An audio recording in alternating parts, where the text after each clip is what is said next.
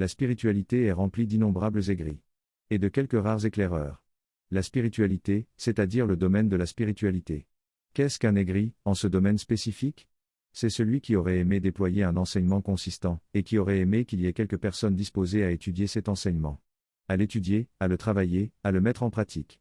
Qui aurait aimé, mais qui se retrouve à marmonner seul avec son ombre, ou à jouer les troubles fêtes dans l'ombre d'un autre. Pourquoi ? Parce qu'une fois qu'il a écrit 2 pages de sa propre pensée, ou de la pensée qu'il croit recevoir de quelque haut lieu cosmique, il n'a plus rien à dire, parce que sa pensée est seulement un aboiement savant, et son intelligence ne va pas plus loin que les crispations de son mental limité. L'aigri ne peut pas exister par lui-même.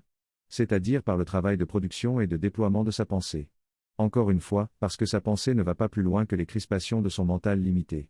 Pour exister, il va adopter la posture de celui qui vient critiquer et qui vient contester, qui vient s'opposer et qui vient contredire. Parce qu'il est plus facile de contredire une pensée élaborée qui se déploie, plutôt que de produire une pensée élaborée soi-même. Parce qu'il n'y a aucun besoin d'intelligence pour contredire, la seule volonté d'exister par procuration suffit. La seule démangeaison de la jalousie suffit. La seule douleur de l'aigreur suffit. Ne vous y trompez pas, la démarche de l'aigri est de dénigrer et de salir. De dénigrer et de salir quoi ? Le travail est l'image d'un éclaireur du nombre de ses contemporains. Parce que le déploiement de l'éclaireur rappelle à l'aigri l'échec de ses propres ambitions.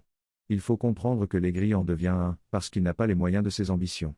Il n'a pas suffisamment de lumière en lui, pour briller et en éclairer d'autres. Il n'a pas suffisamment de génie en lui, pour produire quelque œuvre suffisamment belle et suffisamment consistante pour en nourrir d'autres. À l'analyse, la seule chose qu'il sait faire, c'est critiquer ceux qui avancent et qui se déploient.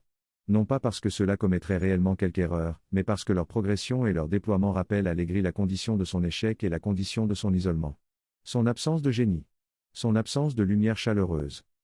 Qu'est-ce qu'un éclaireur, dans le domaine de la spiritualité ? C'est celui qui déploie une œuvre nouvelle. Une œuvre vivante et riche, dont les briques se structurent au fil du temps de sorte à préfigurer de beaux édifices de pensée et d'idées, de beaux édifices de connaissance et d'intuition.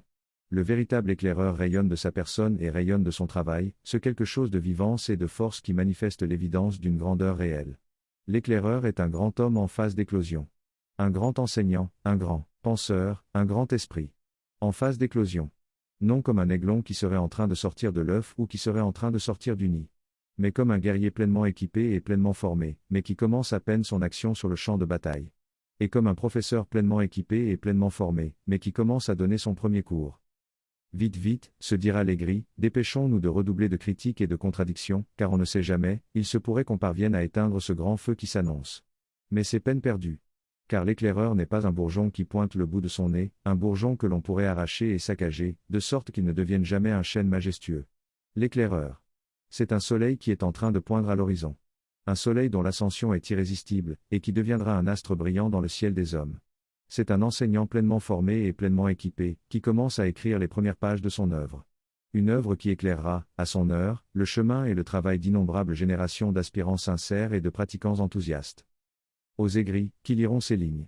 En restant dans l'impuissance totale de venir porter leurs pauvres critiques en ces lieux, je dis, courage, vous serez moins aigris dans votre prochaine vie, et ce que vous essayez en vain de dénigrer aujourd'hui, avec votre seule ombre comme compagnon d'accord avec vous, sera votre référence dans votre prochaine vie.